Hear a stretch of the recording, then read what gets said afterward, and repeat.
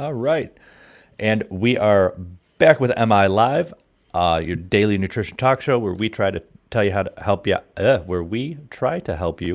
learn how to make your nutrition sustainable, realistic, and your goals achievable. We also work in some training things in this because that's a big part of it.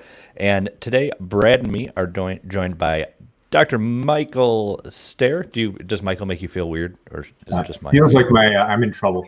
Okay, so Dr. Bradley Dieter and Dr. Michael Stair, and then just Jay we'll go with. So for anybody who's not seen Mike on here before, Mike is a fellowship-trained physical therapist, a physical therapy educator, a personal trainer, and nutritionist in the Boston area. He's the owner of Orthopedics Plus Physical Therapy and Spectrum Fitness Consulting. So, Mike, how are you? I'm doing great. How are you guys doing? Yeah. Hanging good. in. I think, how many weeks has it been since we had you on here last? Has it been like a month? About that? I think it was only a few weeks, like maybe 3 weeks. Okay. Yeah. I've lost all sense of time since March, so I have no idea. I'm like, I don't know what day or month, or it might be 2025, and I have no idea. Somebody asked me a day how my 4th of July was that I haven't seen in like a week and a half, and I can't remember what I did on the 4th of July, and I felt like that was like 3 years ago. So, I was so taken back by the question of somebody asking me about the 4th of July that I was like, isn't it August?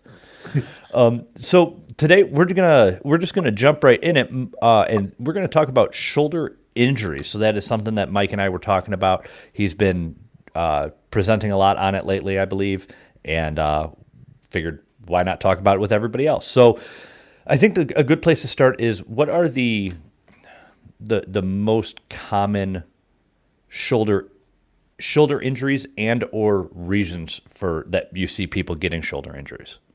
Yeah, I'll make a little bit of a semantics change to that.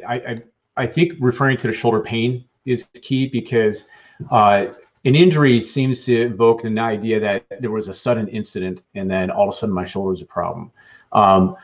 And that, is obvious, that could be a trauma situation, but a lot of folks come to me with shoulder pain. And one of the main things I have to try to figure out is it referred pain? So that's one common thing. They think it's a shoulder problem, but it's actually a neck issue. So that's probably one of the most common things. Trauma, obviously, is another.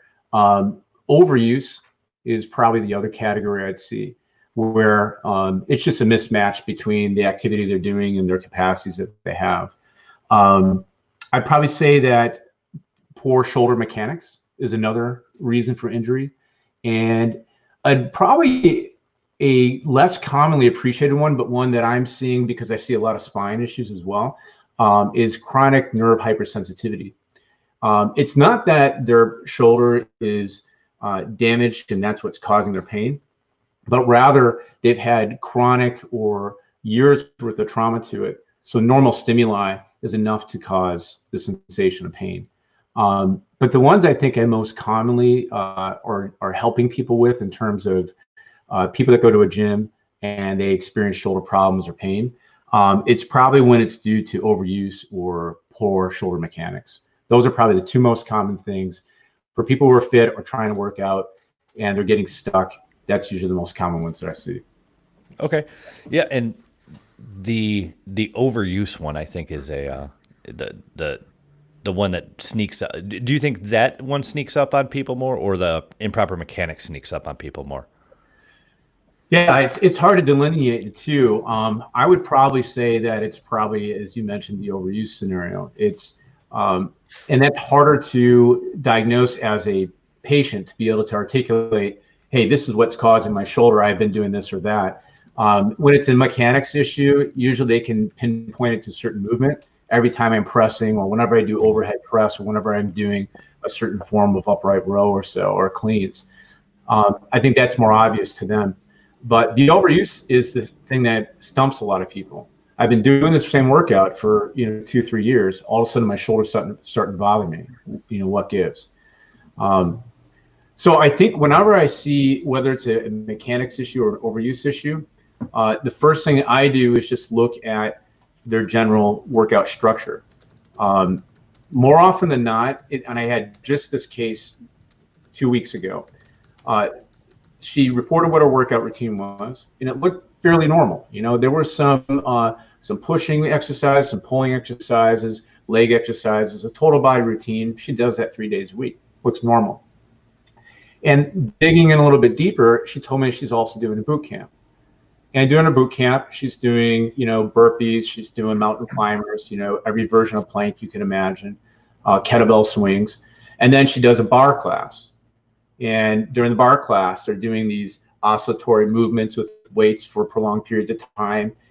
So essentially, I laid it all out for her on a piece of paper. I said, you're 6 days a week, you're doing shoulder intensive work.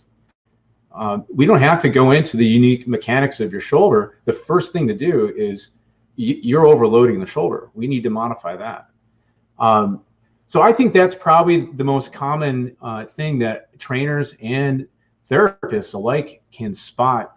And with a pretty broad brush, I'd say that a huge percentage of people would benefit just from looking at the programming. So one of the questions I've always had, you know, about overuse injuries is what, and I'm guessing it probably differs a little bit joint to joint, but what are the primary kind of mechanisms of pain or injury that arise from overuse? Is it, you know, is it more like muscle bodies? Is it more kind of that muscle tendon junction? Is it tendon issues? Like, I guess what tissue is primarily the result or the place where the pain's coming from in those injuries? And then what are the mechanisms of injury from overuse? Yeah, this is where it gets really fascinating. It seems that the target for a lot of studies when they find pathology or they suspect where pathology is coming from is right at the tendon bone juncture, just a few centimeters or millimeters actually from the insertion of the tendons onto the bone, is what's called a hypovascular zone. There's less metabolic activity, there's more susceptibility to strain and failure. Where it gets even more interesting, however, though, is the preponderance of people that have no symptoms and no shoulder problems that have known pathology is off the charts. Yeah. If you're over 60 years old, there's a 54, and you're asymptomatic and you're pain-free, there's a 54% chance that you have a significant rotator cuff tear. If you're younger than that, there's a 34% chance. And these are in asymptomatic people. So it's really hard to specify a direct mechanical link between this is the tissue being damaged and this is where the pain's coming from. A lot of clinicians are moving away from that pathoanatomic model. Not to say that it's not important. I mean, my undergraduate degree is in biomechanics, but to de-emphasize that seems to be more in line with the literature. But there are some pretty interesting findings to suspect that it's probably not a muscle, for example. It's probably not the labrum, because labral tears, again, are super common, and repairs of labrum don't work very well. So it seems that the tendon, there's something in the tendon that's triggering this failure and these symptoms, but it's not as clear as you would think if you just saw an MRI and you found where the tissue lesion was. Aha, that's why they're in pain, and that's why they're having a problem. So what I think is happening in more cases than not, rather than being able to denote that this is a tissue being damaged and this is why they're having pain, rather it's a strain tolerance issue. For some reason, the tissue is not capable of tolerating strain. And it seems that the reasoning behind it is that when you do strain properly a tendon, it becomes less painful. And the crazy thing about this is that they've shown that when you apply appropriate load to a tendon, and specifically the rotator cuff, within about 12 weeks, it starts becoming either asymptomatic or less symptomatic. However, the mechanical changes for a tendon can take anywhere from 24 weeks to 24 months. So it seems that load is the solution, but we can't specify that there's a certain degree of damage that correlates with the pain. So I know it sounds confusing, but we're finding that the Goldilocks zone is really what's helping people the most. Determining too little load, the tissue is going to fail, it's going to become weak and more prone to damage. Too much load, we have the overuse problem. So that's why I keep coming to applying the appropriate load for the tissue, and looking at the cause of many of these problems is a mismanagement of load to recovery. And so how do you gauge that Goldilocks zone? Is it mostly patient feedback, or is it some premeditated amount? Well, they've looked at that with larger tendons. They haven't found a really good load amount for rotator cuff specific, but for larger tendons like the patella and the Achilles, they've gone from two general approaches. Knowing that load universally has been found to be effective for restoring function and integrity of the tissue for tendons in the Achilles and the patella. There's two approaches. One approach is to load it every day and forget about pain. Just even if it's painful, load it because it'll get better. The other approach is maybe we can find a tolerable amount of load that won't cause this neural hypersensitivity that can be a casualty of that pain no gain approach. Mm-hmm. So what they have found is if they loaded a tendon up to a tolerable level of about a 5 out of 10 pain, and that pain dissipated within 24 hours, that seemed to be that hitting that Goldilocks zone where people inevitably became less painful and more tolerant of activity.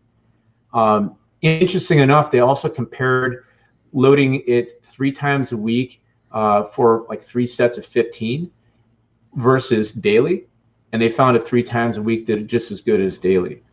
So right now, that is what I'm carrying over to practice, loading a tendon, allowing symptoms to maybe get up to a 5 out of 10, but not any greater, and making sure they dissipate the baseline within 24 hours. And doing that 3 days a week, we're finding that's serving people pretty well. So building on something that you talked about, you mentioned earlier for a labral tear, and that kind of, I had a tear. I've torn the labrums in both my hips before, and yeah, everybody, I had mixed reviews, and I've had a rotator cuff tear, and for all 3 of them, I've had mixed. I didn't do surgery for any of them, and I've had people telling me, the labral tears were very small. The rotator cuff, they wanted to do surgery. I was 14. Other people advised against it. I'm glad I didn't. So I guess I have 2 questions. One, with rotator cuffs, do you think that people have more labral tears versus a rotator cuff tear, or which is more common in people, or is it just an even mesh? And then I guess that's the first question. Okay. So there was a study done in '95, American Journal of Sports Medicine, and it was essentially the idea was to find a control group. They wanted to know what did normal shoulders look like, so that when they MRI pathological shoulders, they could compare. So they sought out a bunch of people, 17 to 49 years old. They had 0 to 10 pain, normal function. And they found not one person out of the hundreds that they MRI'd, these are asymptomatic high functioning young people, not one person did not have any defects. They all had some form of anatomical lesion, every single one of them. So in terms of the prevalence, we're seeing in, again, asymptomatic people, prevalence can be as high as 34 to 54% in rotator cuff. I'm not aware of any prevalence studies on labrum except for baseball players.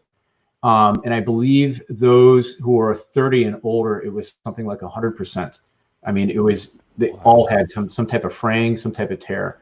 Now there's different types of tear. I think they classify them in about 4 different types. But I think maybe getting into your next issue is, okay, so I think it's reasonable to say that if you're an active person and you've played sports, there's a high likelihood if you get an MRI with contrast, they're going to find a labral tear. Probably a slightly less likelihood they're going to find a rotator cuff tear, but that's, again, not uncommon. Okay. Getting back to the labrum thing, the most important thing about that, though, is what do you do about it, right? I mean, should you get it repaired? And it's a common course that a lot of people go through. And unfortunately, it's happening less often now that I'm reaching out to the public about this. But most times I see people, they have gone through injections, rest, wait and see, multiple consults, surgery. And it's not until then that they're thinking, well, maybe I don't want to do surgery. Should I try therapy? And the common response, from many surgeons is that, yeah, I give it a shot. But they're told two things. One, give it about 4 to 6 weeks and see what happens. And if that's not better, come back to me and talk to me about surgery. Now, do you understand the implications of that?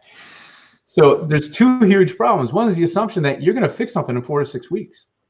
And when we just mentioned that tissue remodeling, if that's part of the solution, at the minimum is going to take 12 weeks. And it's probably going to be more likely a year and beyond. That's exactly what mine took, was a year before I stopped having chronic pain every day.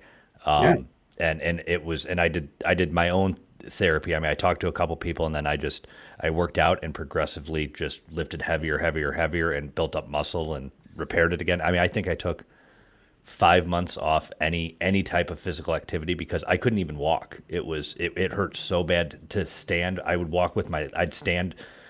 When I was, at the time I was teaching advanced cardiovascular life support, so it was like 6 to 8 hours of standing a day, and I would have to stand with my leg up most of the day because I couldn't put, anytime if I moved wrong with weight on there, pain just shot down me. And the recommendation was, every physician that I talked to about it was, oh no, just get surgery.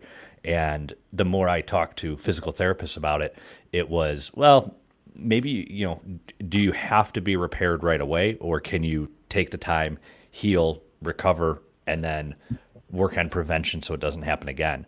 And that's what I did, and I'm beyond happy that I went that route.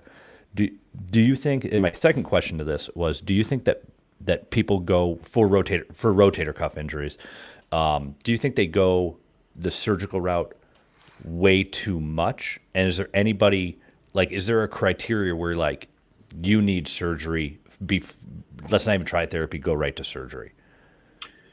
Yeah. Well, first of all, there was a study that was done that looked at predictors as to who would do better with surgery versus non-surgery. And the study came up with absolutely zero predictors. They could not tell who would be a good candidate for surgery, who wouldn't. Because, and just to get back to that, in terms of the studies looking at surgery versus therapy, most of them show that it's equivocal, meaning that, you take 100 people, all with rotator cuff painful tears, 50 will do fine with surgery, 50 will do fine with therapy.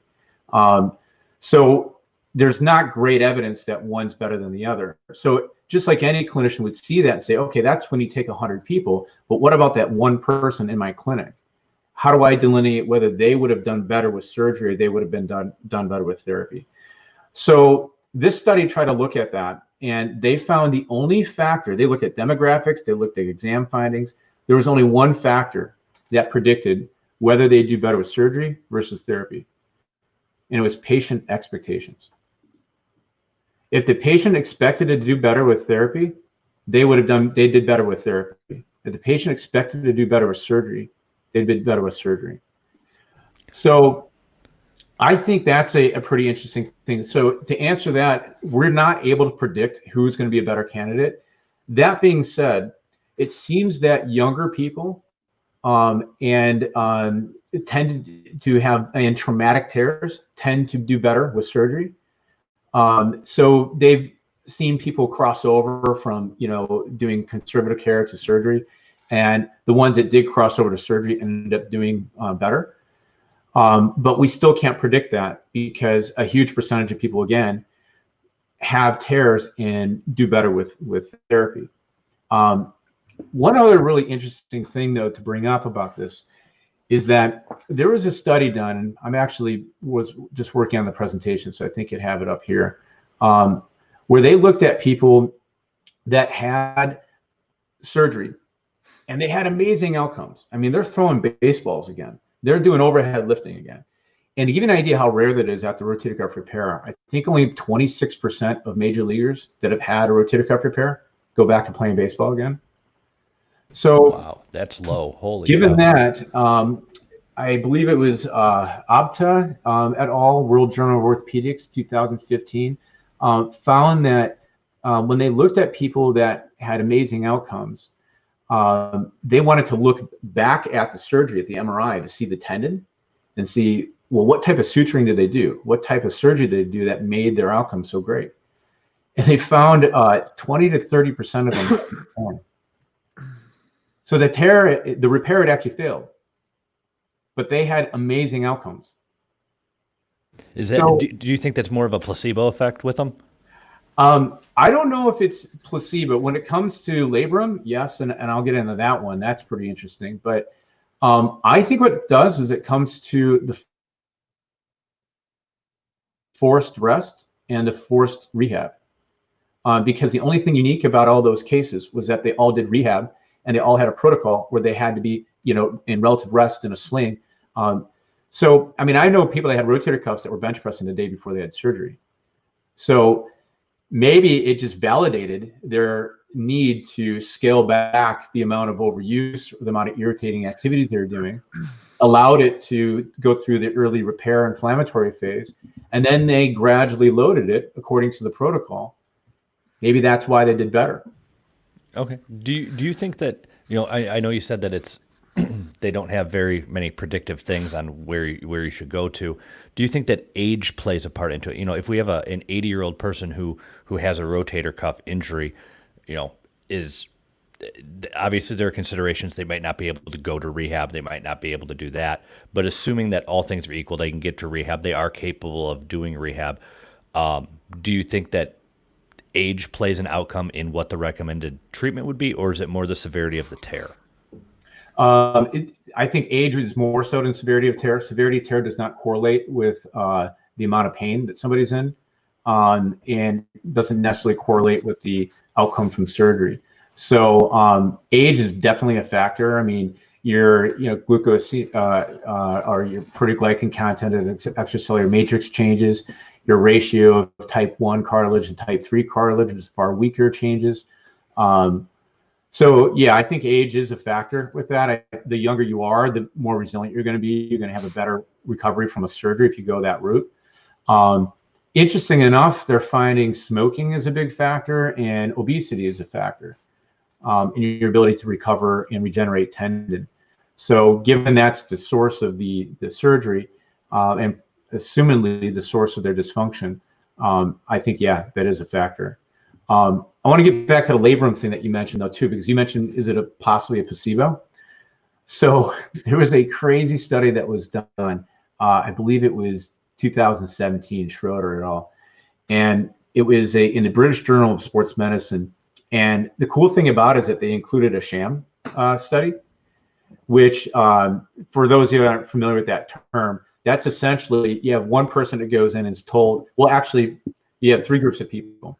All of them had painful labral tears. And they were told, you're going to get surgery. One group actually had the surgery, so they repaired the labrum. Another group, they took the bicep tendon and reattached it elsewhere. And then a third group, they just poked 2 holes in their shoulder, anesthetized them, woke them up, 2 hours later. For 6 months, nobody knew who actually had the surgery. They tracked them for 6 months, a year, and then 2 years. The outcomes amongst all 3 groups were identical. The crazy thing was, though, is that the percentage change or improvement didn't change once they unblinded them. Meaning that if it wasn't a placebo, if it was a placebo effect, you would have expected the sham group to start decreasing in their outcomes after 6 months, and then the intervention group to improve. But in spite of being unblinded, it didn't change. So I don't think it is a placebo thing based on that pretty rare evidence. Is it more like the rest and not using it, like you said, for the rotator cuff? Yeah, and it might not be that degree of rest, by the way, because there's another study that looked at people that had they were using slings after surgery, and another group was told not to use a sling after surgery.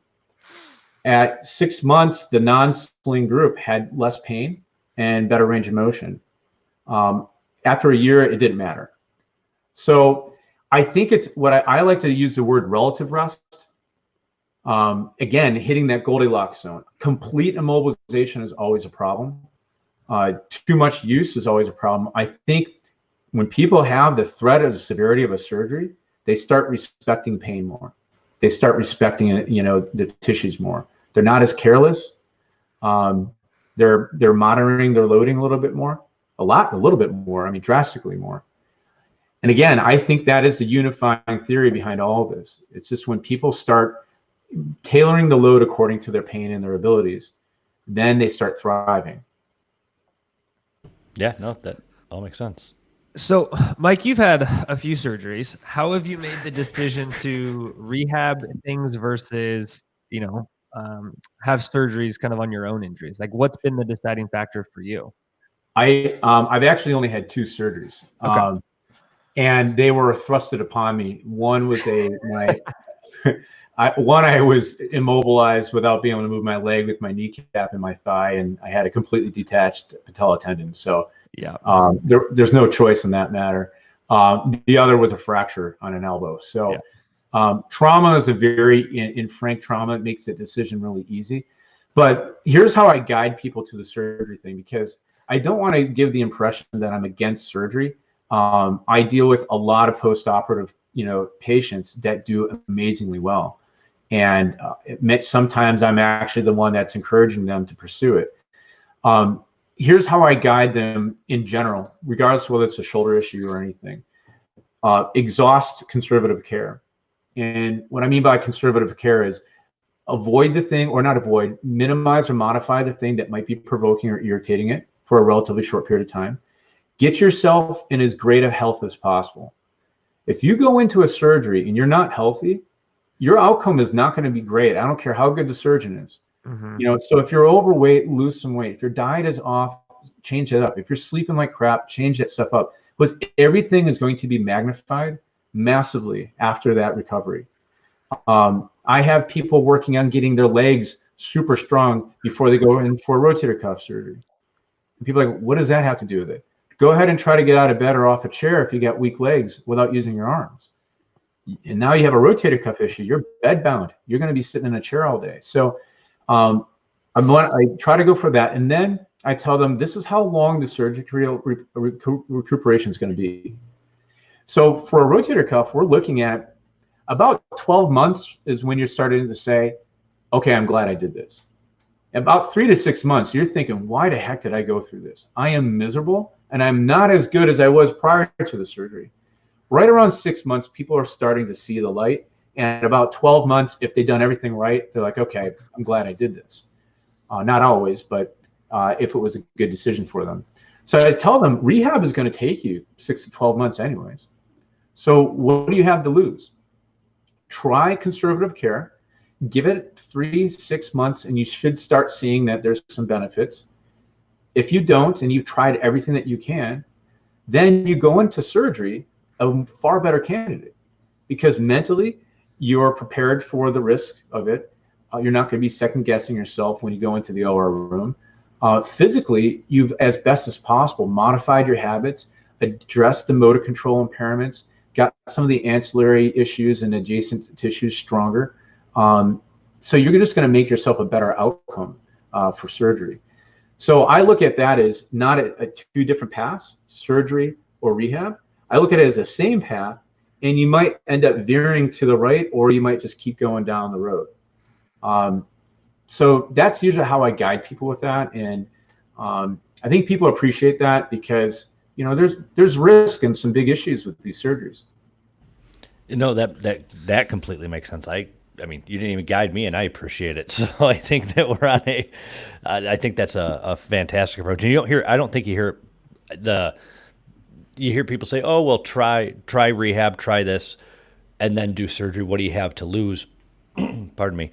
But I think that the way you put it is you're going to go into it as a better candidate, and it'll probably improve your overall outcome if you try this first anyways, because you should be here before you go into surgery. Let's see if it works on its own. I think that's a great way. And real quick, if anybody has any questions for Mike, Brad, or myself, feel free to ask away in your either on Facebook or YouTube. That's where we're live at, Facebook and YouTube. Mike, so since we are a nutrition show, and you had kind of touched on it in your last thing you were talking about, what kind of nutrition tips do you have for somebody who's recovering from a shoulder injury. We all, I think, well, the three of us and some of our listeners, most of our listeners, maybe none, we want to be in a calorie surplus. It's probably not the best time to be dieting unless you're you're overweight. But if you're at a healthy body weight, we probably want to be in a slight calorie surplus. But what do you typically recommend? I guess for two populations. One, for people who are overweight and need to lose weight, because then we're taking calories away and decreasing their healing capacity. And for people who are either at a healthy body weight, what do you recommend for each of those populations? Yeah, I would say it wouldn't be far different from what you've already outlined. I would say that the biggest change I have to do with people's diets is when they are post-operatively. That's probably where I get a little bit more opinionated on that, especially if it's a major trauma like a total shoulder. The evidence I've seen points to, I believe, between 10 and 20% surplus for about 6 to 8 weeks post-operatively.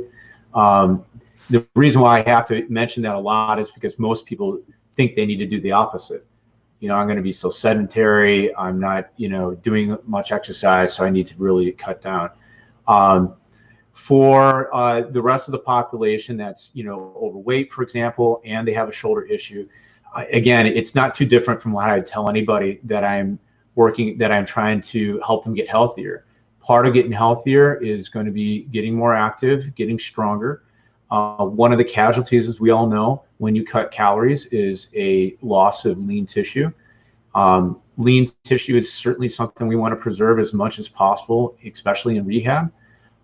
So we make sure they're trying to get their protein levels adequate, maybe even beyond adequate, based on the variety of recommendations we out there. So that's probably the most common thing we have to tell them as well. They're cutting their calories, but they're not getting enough protein. And how is tissue remodeling going to occur if we're not getting enough protein? Those are two of the most simple things that I try to tell people. And for the rest of the population, that's more about maybe they're not obese, but they're trying to get super lean for the summer or for whatever. Again, rehab is not a great time to work on aesthetics, but and go into an 800 calories deficit, and it's going to be pretty tough, because I look at dieting as a stress when you're at that luxury. When you're trying to get from I look great to I want to be stage worthy, that's a huge stress. Sleep is affected, I know, when people go on very hypocaloric diets oftentimes, and that's not something we want to mess with during rehab, is not getting enough sleep. So that might be a unique situation where we have to guide them a little bit. Okay. Brett, do you have you in, and I know some of your research from other areas, not human nutrition, your horse research and things like that might bleed over. Is there anything that you would recommend for people as far as nutrition for rehab, or anything you've seen? There's outside of kind of what Mike covered, there's not a lot of great evidence. One of the problems becomes the strength of an intervention of like some small supplementation or things like that is so minor compared to all the other components of like rehabilitation, right? So, we know calorie surplus, we know protein makes a difference. We know some things like, collagen supplementation has been shown to help with some of those things, but other than that, there's not a lot that I'm aware of. And I do think it comes down to the fact that those types of interventions are so small in the grand scheme of all the other pieces of like Mike said, how you load and when you load and how long you load probably is a lot more important than what supplement you're taking in terms of recovery. So I think a lot of it does come down to those major components that actually make the big difference. And a lot of these other maybe minor things are not as powerful. Now, there is some evidence about, kind of using and abusing non-steroidal anti-inflammatories is kind of delaying some of the healing process. Some of the supplementations that are recommended that are anti-inflammatory, like I know, I think it's a bromelain, one of the pineapple enzymes people like promote as an anti-inflammatory. I know that can actually kind of delay some of the healing processes. So I know there's some things like that to consider. You're a bromelain. That's true. It's been a long time since I got one of those in today. So we had so first Amber Shaw said, good morning from Italy. Good morning, Ambra. And then Christina Lynn said, great info. Thanks for sharing. I applaud your approach for getting people as healthy as possible before surgery. You rarely hear that from the medical field. Not a shoulder-related question, so if you don't want to address it, I understand. Can you make suggestions for chronic piriformis? Is that piriformis ache? Done deep tissue massages and stretches. Thank you.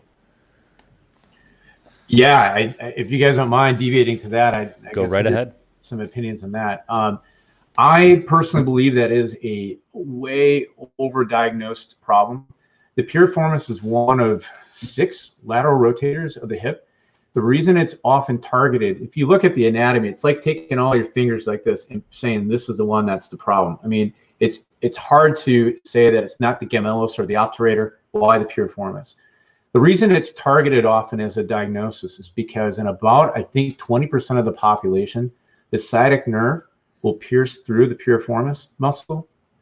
So it's been suggested then that if that is the problem, well, maybe it's the piriformis that's impinging on the nerve. So assuming that logic is correct, which I'm not ready to do, the treatment that's been suggested is that, okay, so this muscle is impinging this nerve, let's stretch the muscle. To me, that makes no sense. We're going to take a muscle that's impinging a nerve and pull on it more. That seems it would do the opposite. And in fact, the most common symptoms are cases I get that have buttock type of symptoms where the assumption is that it's piriformis. They've done lacrosse ball mobilizations, self-mobilizations. They've had aggressive soft tissue work and stretching. Maybe it's biased because I tend to see the ones that fail that. Usually when I have them stop doing that and I start targeting the source of the problem, because I can often reproduce their pain through movements at the spine. The spine, when you have damage at the spine, a common referred pain pattern is into the buttock. And I think piriformis pain, it's kind of like trying to change the light bulbs in your house when the power went out. You know, it's not your light bulb, it's something down the road that's the issue. So more often than not, I can reproduce their pain by mechanics at their spine. So it can't be something further away like the piriformis. Again, that's not to avoid a case where you can have, there have been some studies showing that there can be tears in the lateral gluteal muscles that can sometimes mimic symptoms that are similar to what people would term piriformis issues. The sciatic nerve can be irritated as well. So I believe it was Amber, is that her name? This was Christina. Oh, I'm sorry, Christina. So Christina, I would suggest that somebody take a look at your spine, and oftentimes that looks at ergonomic changes, core exercise. I hate that term, but most people identify with it. Motor control training.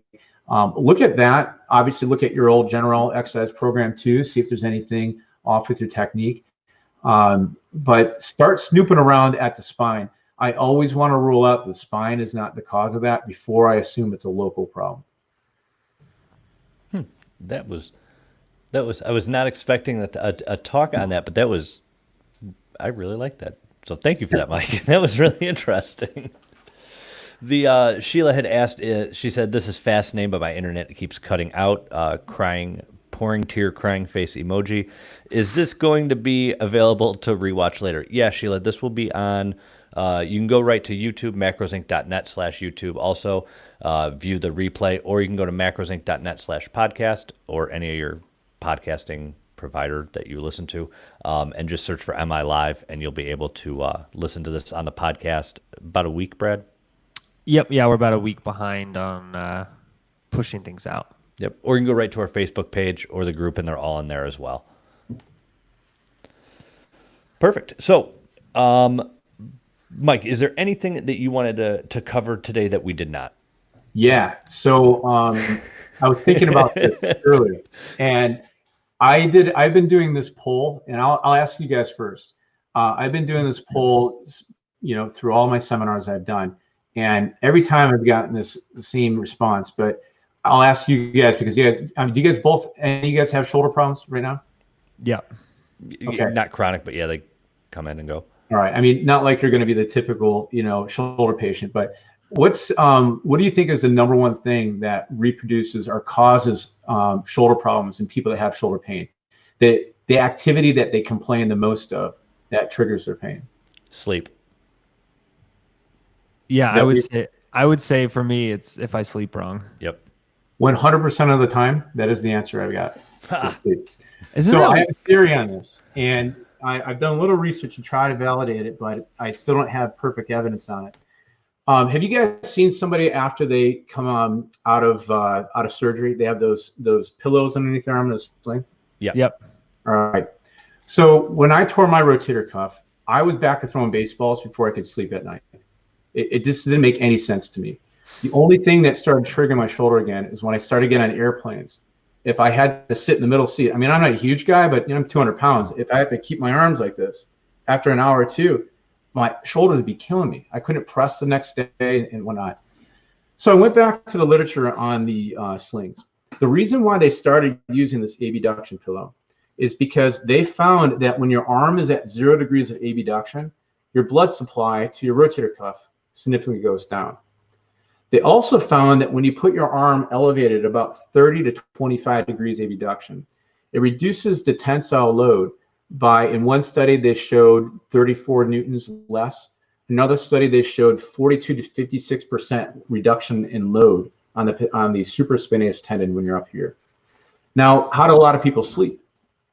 The arm pinned to their side and laying on top of it, right? Yep. Or I sleep on my arm like that. Well, yeah. As you can see, my sweatingness from the heat in this building. So it means you have a good metabolism, right? So what I have just casually with my patients, I'd say 80% of them will reduce their pain by sleeping with a pillow, sleeping on their back, putting a pillow across their abdomen and underneath their arm. So it puts their arm in this position, which ironically is identical to the position that you're in post-operatively to help facilitate tissue healing. And the thing about this is that when you go to try to roll over, the pillow, the bulk of the pillow will prevent that. If you go onto your other side, it keeps it from going into the impingement position. It takes a little while to get used to, but the pain relief from it tends to abate that. So there's actually pillows that they've made, side sleeper pillows, where it has a hole cut out on it so you can lay on your side with the arm dangling inside of it.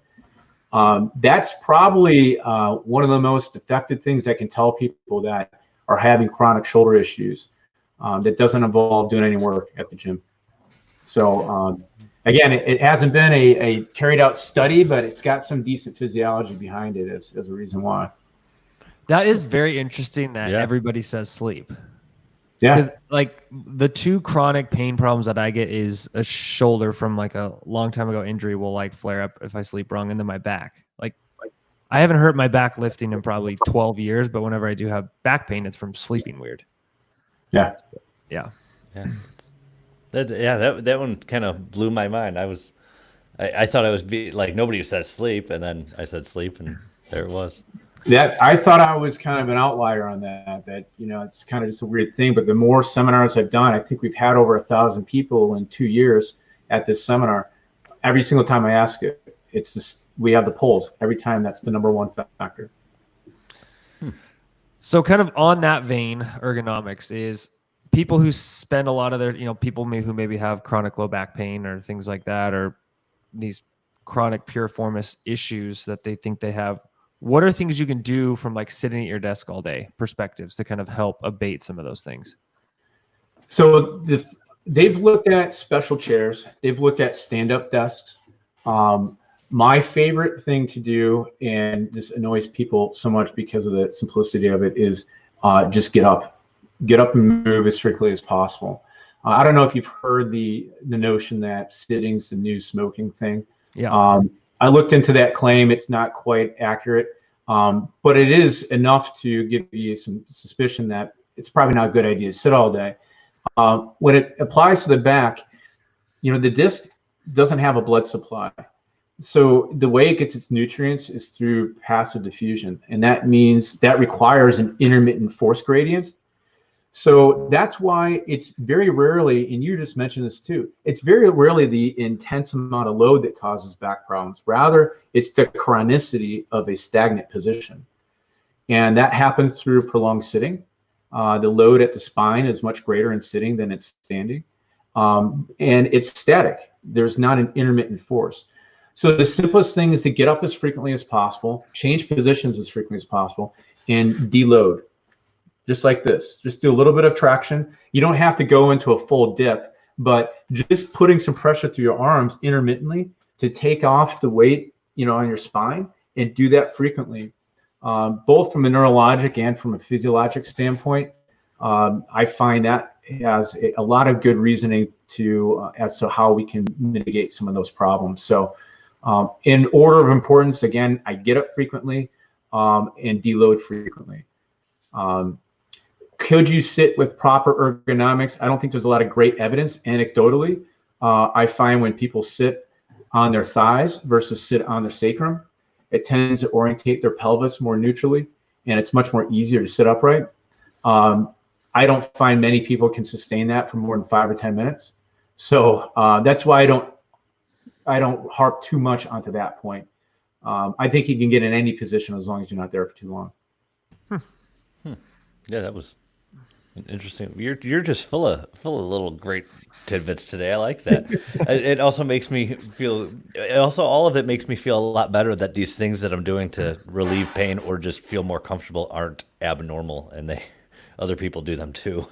A lot of it's intuitive, right? I mean, you kind of figure it out after a while, and some people get convinced that it's not the thing to do because they're looking for a more elaborate solution. Mm-hmm. But yeah, I have to have this chair that helps me sit like this, so I can stay sitting when really I can just go like this for 2 seconds. Yeah. A couple times and I'm good. Huh. Let's see. We had Christina said, awesome. Thank you so much. I really appreciate that. I will dig deeper into that. Winky face emoji. You got a winky face emoji today, Mike. He's got all the emojis. Yeah, you got today. 2. When I get a winky face emoji, that's what I need. So keep going. Leanne, watching us on YouTube, said, what joint or ligament is most impinged or injured during the overhead press? I am going to, based on the evidence, say that none. It's thought that impingement is causing an issue. Well, I wouldn't necessarily say that. The muscle or the tendon that we most impinge would be the supraspinatus. The mechanism, though, doesn't seem to be super clear because when they did subacromial decompressions, you know what those surgeries are? It's when you shave off the underside of the acromion or you get rid of that whole joint. The idea is that you take that little space between that bone on the top of your shoulder and the humerus, which is where the supraspinatus goes, you make that bigger. They've done studies where they shaved that down, took it away, and now they have meta-analysis. 2 were released in 2019, another in 2020. No effects. So I think it's probably not a static structural issue, but rather dynamic. So it's probably the supraspinatus, probably because your humerus is riding too high as you press. We find that when people can keep the head of the humerus more into the socket, that chance of impingement is less. But I mean, we're talking seconds here. This is probably not causing a lot of that damage. Mm-hmm. I'm not convinced that overhead movement and impingement is the issue. The research is still questionable. If it is, it would be the supraspinatus tendon. Interesting. I would be mad if they shaved off part of my shoulder, and then I found out later it didn't do anything. I don't think I'd be really happy with that one. Yeah. Let's see. Steel Rain on Facebook said, thank you for such great info. My rotator cuff issues flare periodically too. I will be sleeping with a pillow on my abdomen tonight. Yeah, I'm gonna try it tonight, see how it works. I always sleep on my shoulder. I put my shoulder underneath my pillow and then sleep like and it starts to get sore after a while when I do it for 3 or 4 days in a row. But if my shoulder is sore in general and then I sleep like that, it's relief. So it's kind of a balance thing that I have to find. Sure. Let's see. Sarah said, any tips for helping with proprioception? Proprioception? Proprioception. Proprioception? Yeah. Okay. I'm hypermobile and always conscious that I feel unstable and in the wrong position. Yeah, that's a tricky one. So proprioception is essentially your brain taking information from the tendons, the joints, the ligament, and helping you decide where you are in space. A perfect example of that is when you stand on one foot and you close your eyes. The ability to stay upright is based on the input you're getting from the joint telling you where you are in space. The idea on improving proprioception, if like in her case, you're hypermobile, is that it keeps your joint from gliding too much and moving too much. It really wouldn't be a whole lot different than how we would train any other shoulder type of issue, because that makes most shoulders more stable. I like to start with some very rudimentary isometrics and then move into some less complicated movements and then go to more complicated movements. When people start with external rotation and a dynamic movement out here, or cleans or kettlebell swings, it can be overwhelming for somebody that has instability with proprioception problems. So starting out very basic, some Straightest anterior presses. Essentially, it's a shoulder blade press without using the elbow. Going into closed chain, where you do what we call Straightest anterior push-ups. Start off an angle, go on to the floor as you get stronger. General rotator cuff strengthening, a lot of back strengthening will work well. There could be a lot more nuanced things depending on your individual case, but start with isometric and limited range of motion movements. And once you start feeling stronger, more stable, then start going into the more dynamic movements. Perfect. And then Leanne thanked you. She said, cool, thanks. I know if the form is perfect, there are zero issues. She was just curious. Perfect. Well, Brad, do you have anything that you wanted to add into the conversation today? Anything you want to talk about? I think my brain's been sufficiently exploded today. So sufficiently exploded. Yeah, no, this was a crazy, not even all over the place. Just in 52 minutes, I think I got more knowledge on rehab than I have had an entire lifetime. So, cool. Mike, is there anything that you wanted to talk about again? Any other topics you wanted to cover before we leave?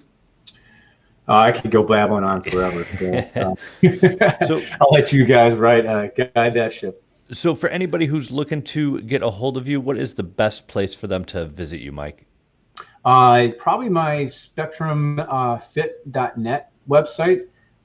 You can I actually have an article on there about just released about corticosteroid injections for shoulder pain. So there's some good blogs up there. If you need to get a hold of me, there's a way you can reach me on that. So probably the best way to find me is there. Perfect. And for anybody watching on the video, we obviously have that on the screen right now. For anybody listening on the podcast, that is spectrumfit.net, spectrumfit.net. And you can get a hold of Mike Stair there. And Mike, you're going to be coming on regularly now. We said every other week, every other Wednesday, and Today's a Friday for when we're recording this, but every other Wednesday. Yeah, sounds great. I'm looking forward to it. Perfect. So if you guys have any questions for Mike, save them for not next week, but the week after. We'll be back talking about some other injury prevention stuff. And I think that's about it. Brad? Well, I'm excited he's going to be on twice a month. I feel like I'm going to have a DPT and physical therapy by the time we're done with all this. Oh, my God. Nice. We'll call you Doctor then, right? That is exactly what I do not need at this point in my life. It's exactly what I'm going to start doing, though. Dr.